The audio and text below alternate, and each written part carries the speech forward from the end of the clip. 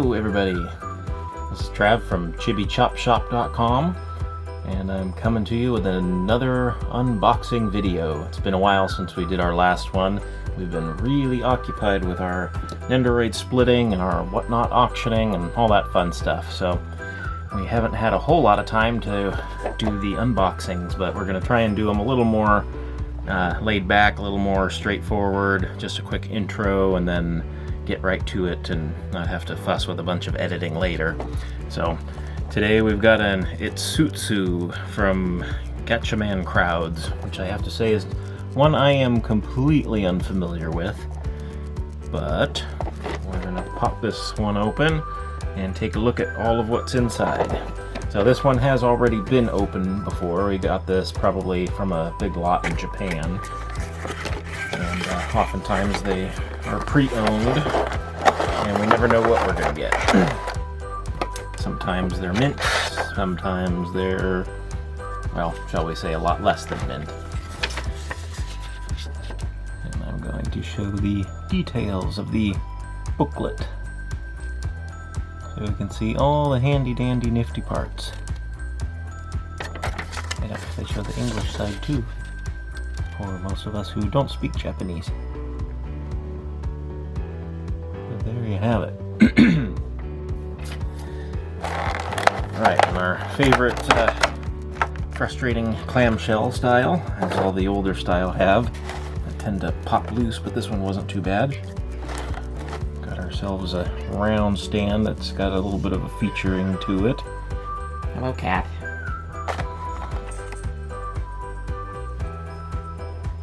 So there she is.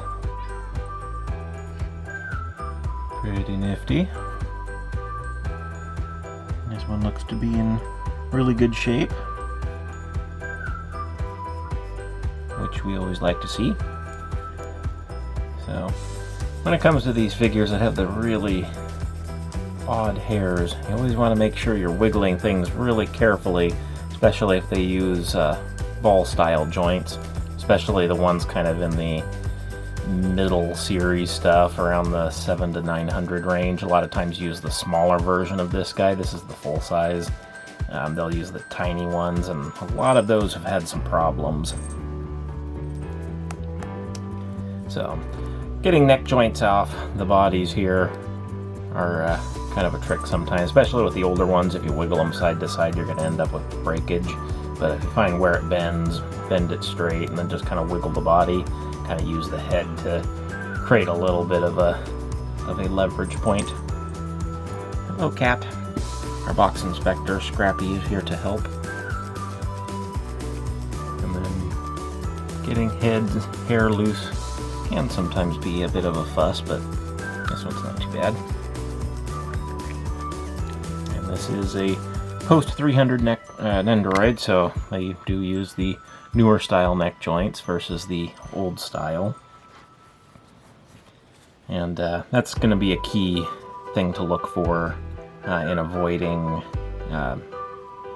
bootlegs a lot of the time, is if anything after 300, other than just a couple of them that were close to 300, if any of them have the old style built-in neck joints, then that's kind of a red flag to keep an eye out for.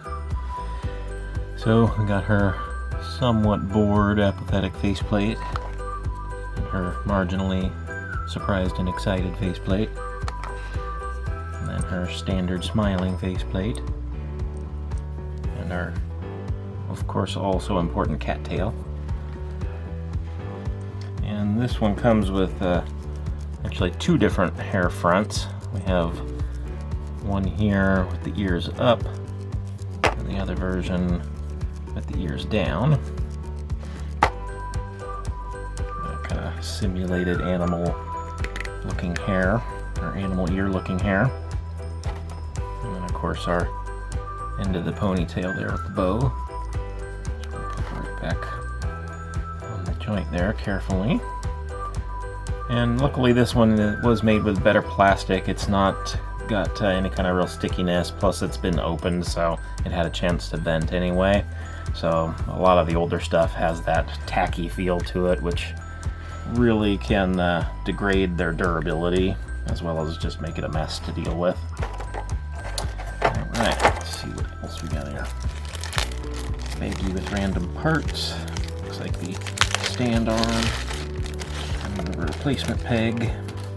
So these stand arms, these we call the behind the hair arm, which is meant to literally go kind of up behind the hair and peg right into the back whenever you have these figures with the really long hairs. And then got her little companion. He's kind of in a chilling out sitting position. Sits on his own nicely. And then retaped these little bits in, which is nice because then it doesn't rattle around everywhere. It looks like we have a little folding wallet of some sort, little notebook. And then her little miniature frog.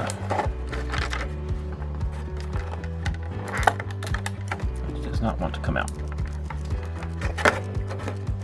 You taped it in too good, people. There we go. So our little origami frog. My autofocus isn't working too well. I'll have to fiddle with that. And then our elephant picture. Okay, cat, you're not helping out here. Get out of the way. Aren't they so helpful? Yes, cat. There is a cat in here. This cat is supposed to be in there, as opposed to you. But there we have her little cat friend. And then assortment of arms, one of which holds her little phone book, notebook, address book thingy, which is handy. And then one there that can hold her little origami frog. Alright, and there you have it. And a bonus cat included as well. So, there you've got it, all the random little bits and pieces. Her build, looks like her upper half is built in with the lower half, just the leg joints there pop directly into the upper body, so there's no separate pelvis piece like a lot of the figures have, that joint in the middle. So that's kind of nice, having less seams. Looks like this one's got a bit of a mark on the back there I'm gonna have to clean up before we get it posted. And there on the leg. But there you have it.